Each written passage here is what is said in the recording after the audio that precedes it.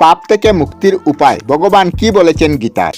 যেসব কার্যকলাপ পরিত্যাগ করে তার শরণাগত হওয়া উচিত, সেই সঙ্গে তিনি এই প্রতিজ্ঞাও করেছেন যে এই ধরনের সমর্পিত আত্মাদের তিনি সমস্ত পাপ থেকে মুক্ত করবেন। শ্রীরূপ গোস্বামী বলেছেন যে এই জন্মের পাপ এবং পূর্বকৃত পাপ দুইই ক্লেশের কারণ। সাধারণত পাপ কর্ম অবিদ্যার ফলে সংগঠিত হয়ে থাকে, কিন্তু অবিদ্যার অজুহাত দেখিয়ে পাপের প্রতিক্রিয়া থেকে রেহাই পাওয়া যায় না। পাপের ফল দুরকমের, প্রারব্ধ ও অপ্রারব্ধ। যে পাপকর্মের ফল আমরা বর্তমানে ভোগ করছি তা হলো প্রারব্ধ। যা এখনো ভোগ করেনি তা সঞ্চিত পাপকর্মকে অপ্রারব্ধ বলা হয়।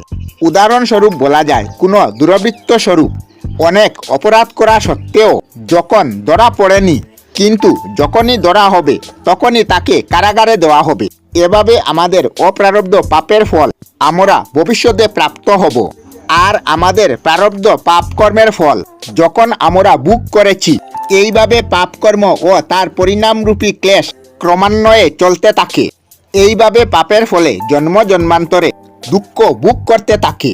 বর্তমানে পূর্বকৃত পাপের ফল ভোগ করতে করতে সে পরবর্তী জীবনের নূতন দুঃখরূপী নূতন বীজ বপন করতে থাকে। ভীষণ রোগ, আয়ু সংক্রান্ত অভিযোগ, নিচকুলে জন্ম অথবা বিদ্যা বা রূপের অভাব, এই সমস্ত প্রারব্ধ পাপ কর্মের লক্ষণ।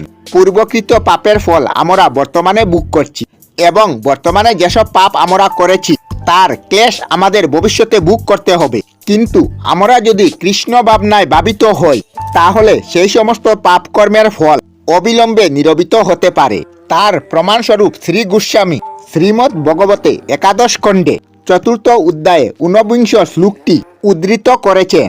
উদ্যোগে উদ্দেশ্য প্রাধান্যকালে ভগবান শ্রীকৃষ্ণ বলেছেন যে উদ্যোগ আমার প্রতি ভক্তি প্রজ্বলিত অগ্নির মতো, যা ইন্ধনরূপী অপার পাপ রাশি বন্ধ করতে পারে। অর্থাৎ প্রচণ্ড অগ্নি যেমন যে কোনো পরিমাণ ইন্ধনকে বশীভূত করতে পারে, তেমনি ক্ষীণ ভাবনাময় ভগবত ভক্তি পাপকর্মরূপী সমস্ত ইন্ধনকে বশীভূত করতে পারে।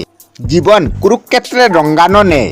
অর্জুন মনে করেছিলেন যে যুদ্ধ করাটা পাপকর্ম, কিন্তু শ্রীকৃষ্ণ তাকে সেই যুদ্ধে নিযুক্ত করে আদেশ দিলেন, এবং তার ফলে তার কাছে সেই যুদ্ধ ভগবত ভক্তিতে পরিণত হলো।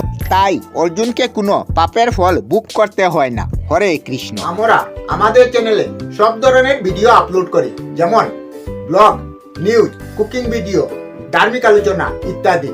যদি আপনারা এই ধরনের ভিডিও দেখতে পছন্দ করেন, তাহলে এই চ্যানেলটি নিশ্চয়ই সাবস্ক্রাইব করবেন। আমি আপনাদের সাথে বিদায়ক না, আজকের মতো বিদায় নিলাম। আর ভিডিওটি ভালো লাগলে লাইক, শেয়ার ও কমেন্ট করবেন। ভিডিওটি সম্পূর্ণ দেখার জন্য অশেষ ধন্যবাদ।